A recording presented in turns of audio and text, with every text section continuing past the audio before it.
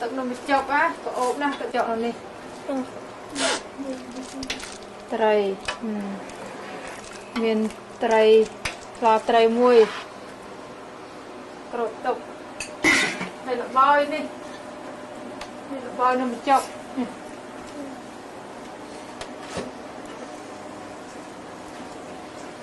ហ៎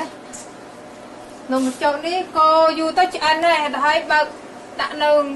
ទឹកត្រជាក់ឲ្យចាប់ជាចង្វាយបន្តិចទៀតចាំមើលខ្ញុំចាប់ឲ្យមើលម៉ែប៉ុណ្ណេះបានហើយម៉ែម៉ែកុំអើយបើលួយពេលមើលស្ទាបវាមើលទៅទៅជាឆ្អិនហើយនេះឆ្អិនហើយម៉ែជួយមើលតិចខ្លាចឆៅអត់ឆ្ងាញ់ណាកូនចេះមើលមកចាប់មើលតិចចាប់អត់ចាប់អីចាំខ្ញុំដាក់ទឹកនំឯងកូននេះមើលមកឆ្អិនណាខ្ញុំរស់ស្អីមកចាប់នំចាំផត់យើង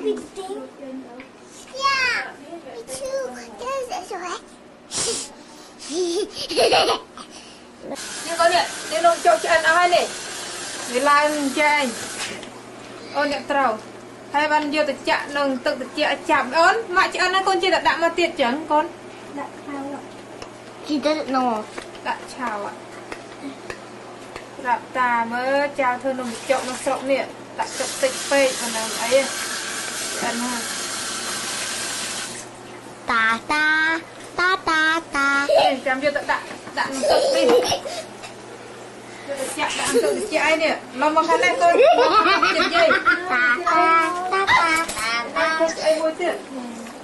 ផ្សាយមួយទៀតកណាអស់ហើយផ្សាយបានមិនលើកតបើផ្សាយបន្តិចចឹងJust gotta go get Kasai Oima. Which kind of Kasai? The hand kind. 6